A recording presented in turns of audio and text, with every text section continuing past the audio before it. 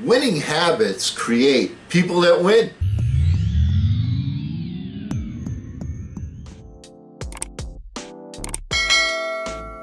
Hello again, everyone. I'm Eli's dad with Project Eli, where we will educate, lead, and we will inspire. And I was having a conversation with one of my buddies who's a pretty smart guy, pretty successful guy in business. And he reviews, he watches these videos, and he likes to comment on the things that I said. And one of the things that we mentioned kind of in passing in one of our more recent videos was the importance of reading and writing things down.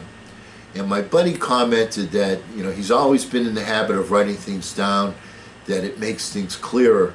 And, you know, it dawned on me that one of the things that my mentors always told me was you need to have a journal.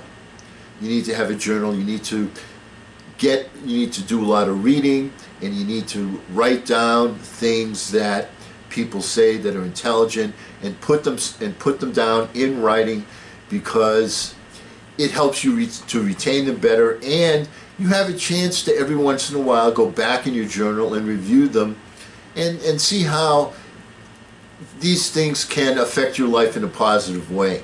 So I kind of want to share with you, I have my own journal, which is literally hundreds and hundreds and hundreds of pages of stuff that every so often I will cut and paste and write a letter and send a letter to myself, because I'm afraid that, not being a tech wizard, that I'm going to lose some of these pages. So far I haven't, but y'all just want to make sure, because these are too important to me to lose. These are the ideas of other people. You can go back, and it does so many things for you. It lets you look at things from a different perspective. It gives you a new way of looking at things, and it creates a new paradigm for you. And I just want to go over today a little bit of some of the stuff that I looked at over the weekend. I was reading from an author named Tim Denning, and Tim had a nice little article. I just want to go over some things and what I thought about them and the things that I copied down. Now, I didn't jot down everything that Mr. Denning had, but let's go over a couple of these things. One thing he suggested was stop talking about yourself in conversation for 2 days. Now, what will that do? All right, well, first of all, you know, because you have sort of a reflexive reaction when you're talking with somebody. When somebody says something, you identify with what they said, and you draw a parallel to it. You see where the congruencies are, and you say, you know, yeah, I understand that. You know what happened to me? I did exactly the same thing. All right, it's not always about you. That's one of the major lessons. One of the things that people do is a reflexive thing that sometimes it helps relationships and sometimes it doesn't, because you feel like people, did you ever with somebody, it's like they always bring the ball back to them. You know, it's always about them. So give it a try, see what happens. Spend 2 days of your life in conversation and not have it reflect on you. Focus only entirely on the person with whom you're speaking and make comments in that direction, not how, oh, I did this or I had the same thing. You know, it's the same thing. It's like, you know, when I talked to Eli when he was a little boy, and somebody would show him a new toy, and then he would have to show a toy that was, you know, oh, this toy's better than, and we all did that. I mean, not just Eli, but it's, you know, we have all done that. So let's try and not do that just for a couple of days and see how that changes your relationships, changes your paradigm, changes the way people look at you. Another thing Mr. Denning suggested was write a tweet to your future self 10 years from now, and be bold when you do it. So what can you say? Well, you know, depending upon your age, you're going to have different things. You know, I'm not going to be writing the one, yeah, Eli, I'm in a nursing home. Okay, that's not the one I want to write. You know, if you're a young man or a young lady, you might say, well, I'm going to be married, I'm going to live in such and such a house, I'm going to have this number of children. Or if your focus is more on business, I'm going to have my own company, and my company is going to serve this group of people.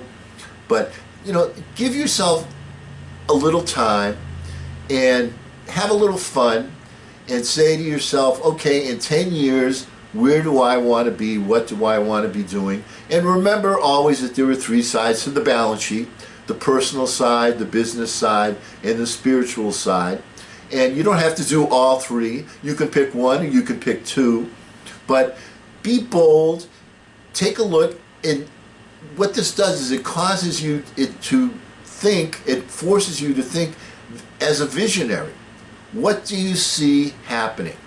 What do you see happening? And when you do that, it expands your horizons, because you say, well, this is what I want, and then you say, okay, now if I wanted that, how am I going to get there?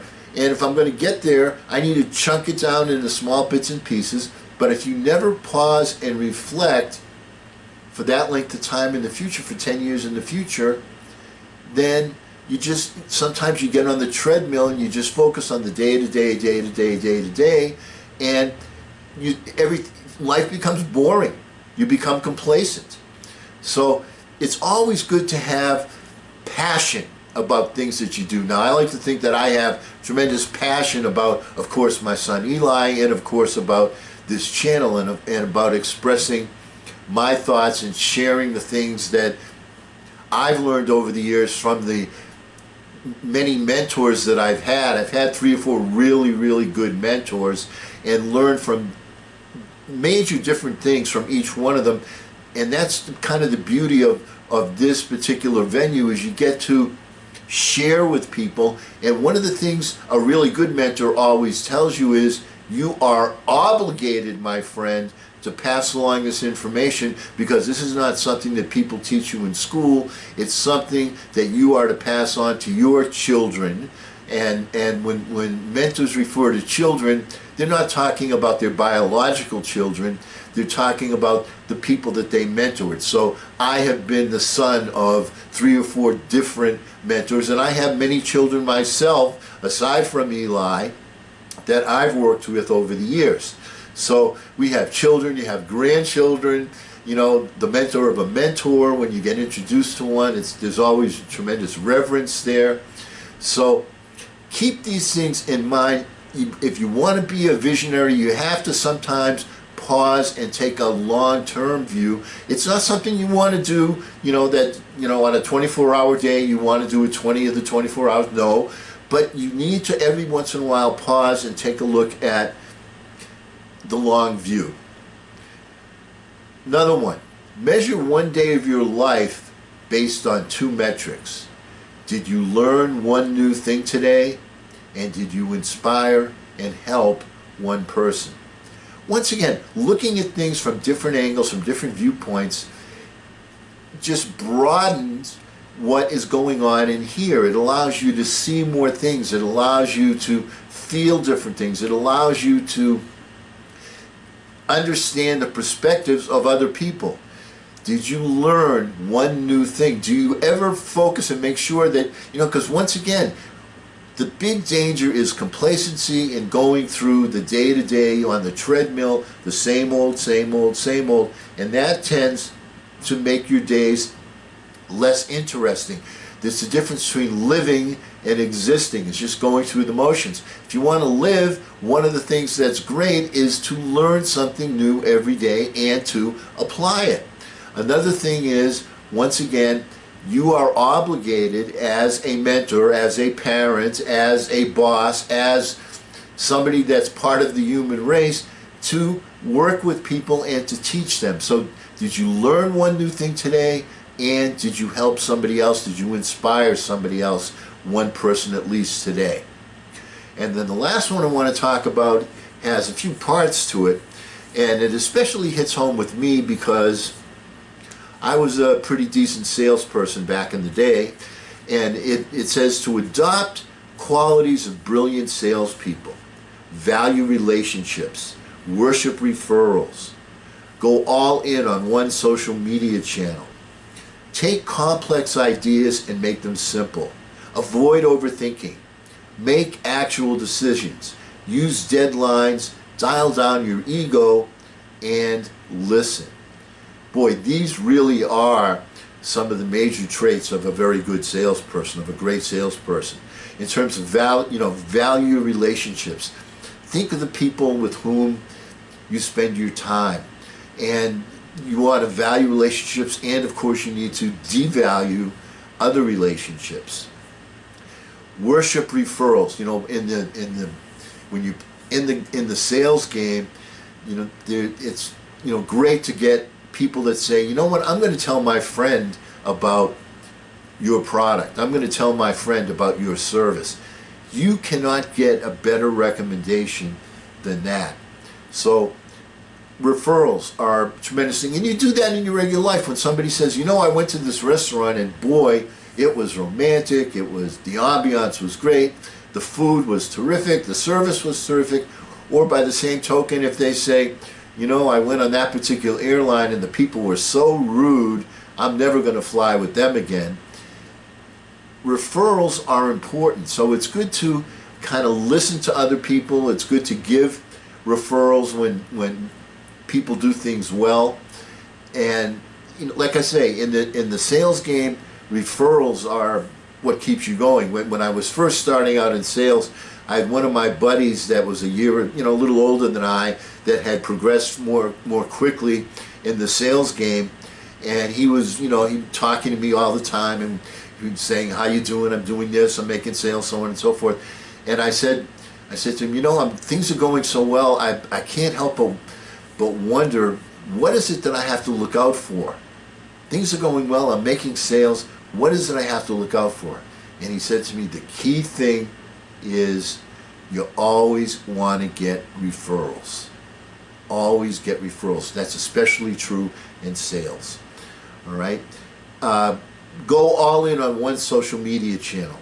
Well, I wish I could talk to you about that, but this frankly is not an area of my expertise. I would be very interested in some of you out there that maybe have a little bit more experience in the technical world, in the social media world, to write a comment and tell me how that's kind of a relevant thing, especially when I was back in the sales game, we didn't have social media channels, right?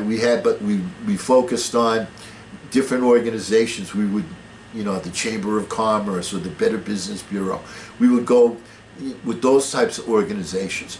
And I can see in today's times where social media channels would be a major benefit to networking. But like I said, I would not be an expert on that, so I would invite you to write some comments and enlighten me and educate me. Take complex ideas and make them simple.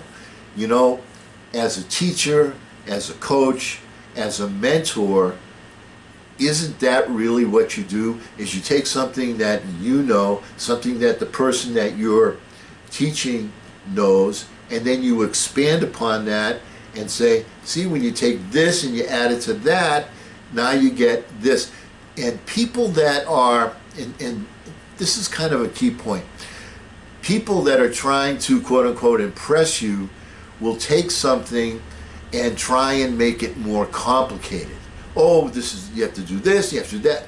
And people that are comfortable in their own skin, that are intelligent, that are experts in a particular area, what they do is they make things simple. They chunk it down and they make a comparison and they make those things simple. Remember, as a mentor, as a teacher, that think of the people that you had that were the best teachers. Didn't they make things simple? As a coach, you try and make things simple. You chunk it down into simple steps. That's a key thing. And you want to avoid overthinking. People spend so much time, there's one of the things that Simon Sinek says, and this is very good, is there's kind of two attitudes you can have. One is you look for reasons why something can't get done, and the other people look for reasons why they can do it. Be the person that's a can-do person, because the people that look for reasons why they can't do something tend to be procrastinators and don't get the job done. And make decisions. Be decisive. People that are successful tend to be decisive in their decision making, and once they make a decision, they stick with it. And people that are unsuccessful tend to be very indecisive and change their minds frequently. Keep that in mind. One of the things you want to do is you make a deadline as a positive scenario, because it will create the urgency. It will help you to make those types of decisions. Dial down your ego. As a salesperson, boy, you don't want to go into the house and be, hey, I'm Mr. Big Shot. You want to be, hey, I'm the same as you are. Here's the issue that you're trying to solve. I'm going to help you solve it. And not because I'm such a genius helping you solve it, but just because it makes common sense. And let me show you how it makes common sense and why you're going to be the person that benefits from this. If you help enough other people get what they want, you will get what you want. One of the famous lines of Zig Ziglar. You know, so dial down your ego. Don't be such a big shot. Respond with people, talk with people, and have them feel like, hey, he's just one of the guys. You know, one of the things that I used to really enjoy when I would see Obama talking on TV is, you know, I always thought that he was a super intelligent guy. Yeah, I really think he is. But when he spoke to you, you kind of felt like he's not talking to me from, you know, he's up here and I'm down here. And I can't really make that same expression with the guy in the White House right now today. And it just, you know, the way I look at things, to be very candid with you, is so when I'm talking to people, and people that are very intelligent, the ones that are the most effective are the ones that make you feel like, hey, I'm the same as you are, and I'm just going to help you get from here to here with some common sense things. And finally, the last one is you've got to listen. In order to learn, you've got to listen. And one of the things that I liked, that I saw that I thought was really neat, and I may have pointed this out once or twice, if you take the 6 letters in the word listen, you will see that you can also form the word silent. So in order to listen, you must be silent and you must be focused in what the other person is saying. You know, too many times, and I'm as guilty of this as anybody, is when you're listening to someone, you're having a conversation with someone, and you're listening to them talk, and you get to a point where you say, all right, I'm going to be polite, I'm going to wait till he stops talking, and then this is what I'm going to say, and then you kind of stop listening. If you find yourself doing that, try and correct it, because that was something that from time to time I still do, but I do it a lot less than I did in the past. So when you listen, really be silent so that you can move forward. Now, these are things that I read about in one guy's article, jotted these things down, and these are some life lessons that, yeah, I knew some of them before, but you know what? It's always good to get a reminder of something that's a good thing. And when you read and you get things from other people's different perspective, it creates sort of a different balance to the way you look at things around the world. And these were examples of, you know, things just reminded me, hey, what are you going to do 10 years down the road? You know, go 2 days and don't talk about yourself. Try different things. These things help you to look at a different perspective and to get out of your comfort zone. And once you get out of your comfort zone, then you're able to achieve more and more. And you are your habits, and you become your habits, and your habits become you. So let's get into some good habits. Reading and writing. Have a journal. And because we will never end a meeting on a philosophical note, let's all get out there and charge! I'm Eli's dad.